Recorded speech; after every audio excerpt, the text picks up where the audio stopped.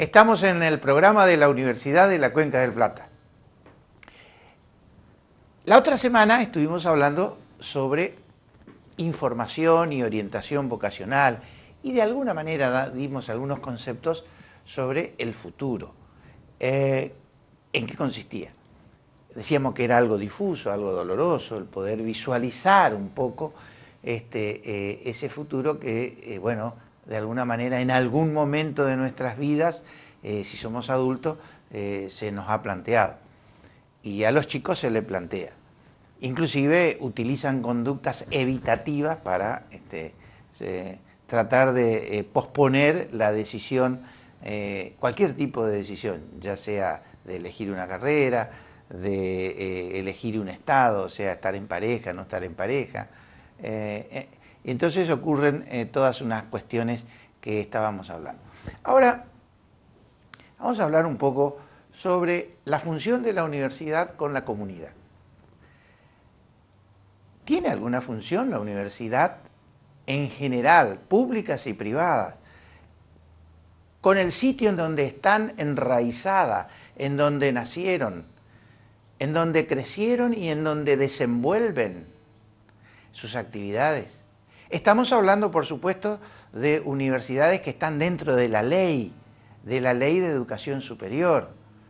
No estamos hablando de universidades, entre comillas, que aparecen en los diarios, que dicen ser universidades de Buenos Aires, de Salta, de no sé de dónde, y resulta que son meros, nada más que reproductores locales de una seccional que habría que ver eso cómo es, que ocurre en todas las provincias. Bueno, tanto públicas como privadas.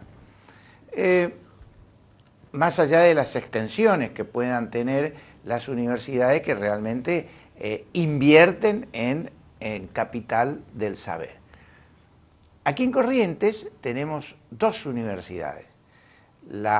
Una que es estatal, la Universidad La UNE, y la otra que es privada, que es la Universidad de la Cuenca del Plata, con autorización definitiva. ¿Cuál es mi concepción? La concepción de las personas que colaboran conmigo sobre este tema de cómo plantear la universidad dentro de la comunidad en la que está metida, inserta. Yo creo que hay dos ejes. El primer eje es un eje tradicional, antiguo, que viene de un modelo de universidad que nosotros los expertos llamamos napoleónico. ¿Qué tiene que ver Napoleón en esto? Bueno, no, lo que pasa es que aparte de ser general y de conquistar gran parte de Europa, Europa Central, en fin, toda la historia que conocemos de él desde el punto de vista militar, Napoleón fue un gran administrador. Y una de las cuestiones que aún ahora se utilizan en Francia, un montón de organismos manejados por el mismo Napoleón. Entre ellos se preocupó por organizar la educación superior. Y entonces nosotros en América, cuando nos separamos de España, precisamente por las invasiones napoleónicas, optamos por el modelo de administración napoleónica. ¿Qué significa? Significa un centralismo total, porque había que tener un control total, tanto de las personas como de las cosas que se enseñan. Y por el otro lado, nos asentamos en lo que hace 200, 300 años era común, que era lo que la Iglesia decía que había que enseñar. No estoy en contra de la Iglesia, ni mucho menos, simplemente estoy haciendo un análisis somero e histórico. Hubo universidades que todas, de alguna manera, tomaron ese rumbo. Entre ellos la primera universidad argentina, la universidad en Córdoba, donde las dos únicas carreras que se podían realizar eran ser clérigo o ser abogado. y la de Chuquisaca, lo que es Bolivia ahora, donde nuestros próceres de la generación de Mayo, la mayoría fue a estudiar ahí porque era más libre pensadora, tenía una amplitud, lo que podemos decir ahora, eran progresistas, digamos, ¿no? Y la Universidad de Córdoba, con todos los valores que tiene o que ha tenido, por supuesto, no. Así también se crea la Universidad de Buenos Aires en 1822 por Bernardino Rivadavia, ¿no? Entonces, actualmente sigue ese esquema, a pesar de que usted no quiera creer, y de los esfuerzos que los rectores de universidades públicas y privadas realizamos todos los días, sigue ese esquema de que como que la universidad tuviera que estar un poco ausente de los problemas de las comunidades en donde están insertas. Más, algunas se asemejan como un castillo medieval con foso y todo, que se abre una vez al año para que entren alumnos y después se cierra. Se forman castas, se forman reductos en donde no entra nadie. Y en cambio no es como lo que tendría que ser el nuevo paradigma de la universidad, una reunión de gente que se interrelaciona entre sí, por un lado desde el punto de vista disciplinario, para que las disciplinas, abogacía, ingeniería, contador, por decir las más comunes, y todas las demás, psicología, sociología, en fin, puedan seguir avanzando más y se vayan integrando entre sí. Ese es el paradigma, digamos, nuevo, que recientemente, no hace 50 años, aparece en Argentina. El otro es el tema que propio un fenómeno argentino que nos impidió meternos dentro de los problemas de nuestras comunidades. Aparte del modelo centralista, autoritario, napoleónico, ¿no?